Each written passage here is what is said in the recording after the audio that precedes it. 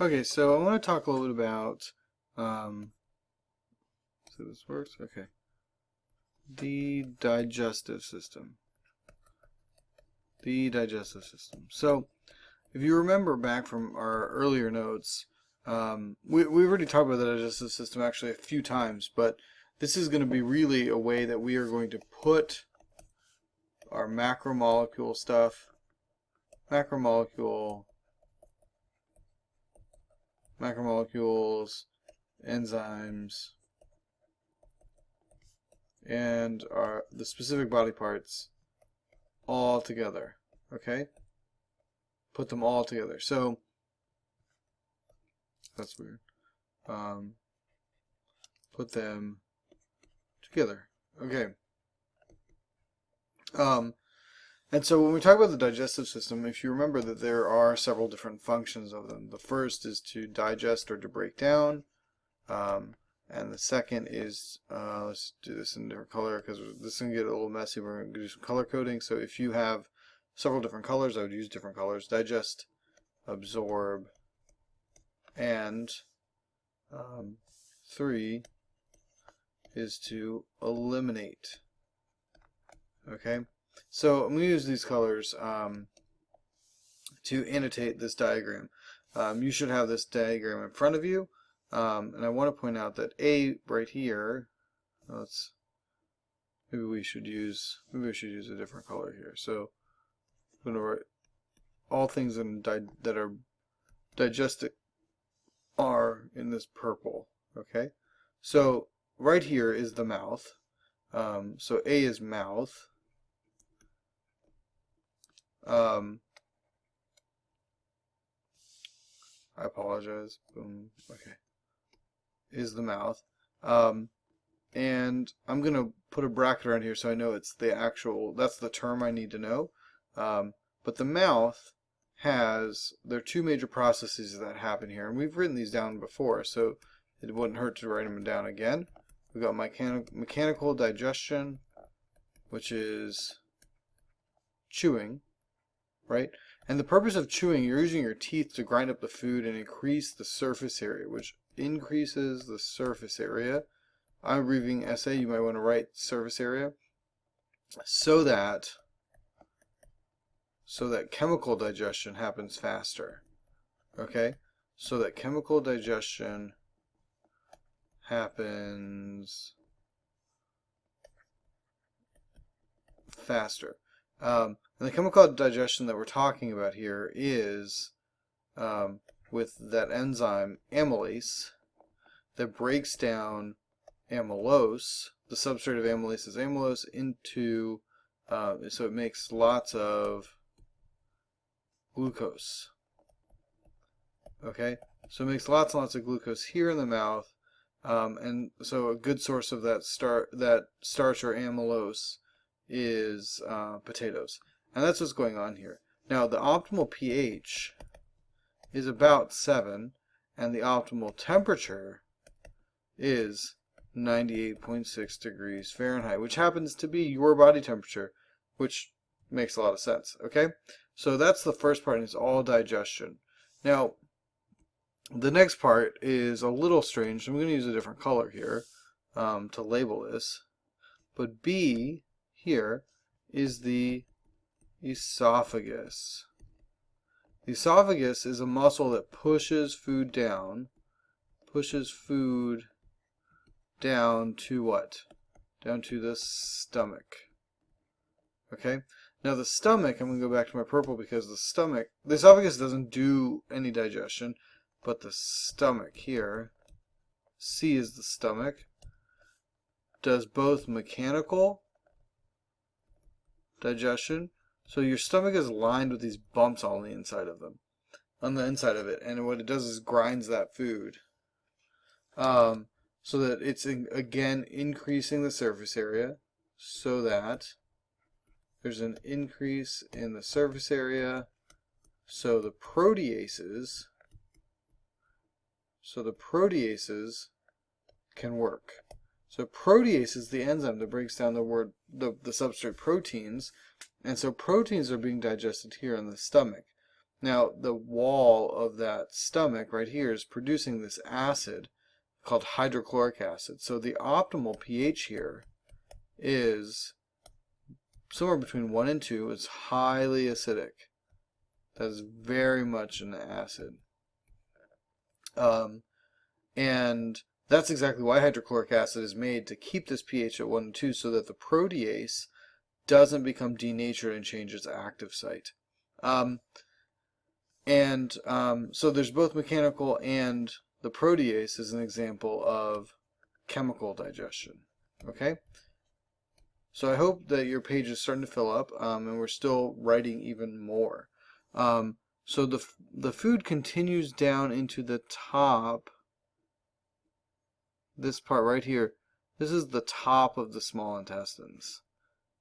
Okay, so this is the top of the small intestines, and there's more chemical digestion happening here. So there are things like lactase and sucrase that are sitting here in the wall of this section of the small intestine, breaking down the things that come by. So lactase is working on lactose, and sucrase is working on sucrose, and it's just continuing to break that down. But the rest of the small intestine is going to do this other job of absorption. So this whole section, it goes right back behind this. Here, all through here, is doing a very different job. So I'm going to do this in blue as best as I can. All of that is the, do the arrow here, is the small intestine. And this is really, really important, because this is where nutrients are absorbed. And remember that the important word that you need to know is villi. This is how things get into the bloodstream. Now, we've talked about, I'm going to use a different color. Here, what we've talked about so far is the carbs. Here, those are carbohydrates that are being broken down. And we've got proteins that are being broken down into their monomers, their building blocks. So we've got our carbs and we've got our proteins. The one we haven't talked about yet is lipids. And so how does fat that we eat get broken down so it's small enough to pass through the villi of the small intestine into our body so that our body can use it? Well, we haven't talked about that explicitly yet, but that happens here in the liver. The liver makes bile, and bile breaks down fat. And here, in that little weird bubble thing, is the gallbladder. That is the gallbladder, and this stores bile. And then there's this other structure. I'm going to draw the outline of it here. Oh, take that back. I'm sorry.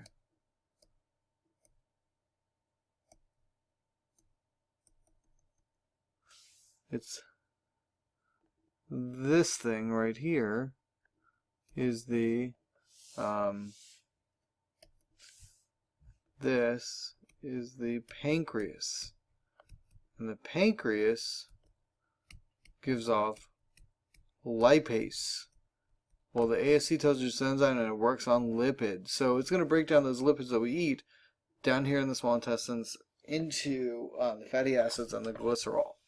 So most of that food gets broken down, and if the polymers didn't get broken down into the monomers by the time they got to the villi of the small intestine, then your body wouldn't actually absorb any of those nutrients. But all the unabsorbed waste makes its way here. And I'm noticing in green for eliminate now. Things that are unabsorbed have to be eliminated out. And so this is the large intestines.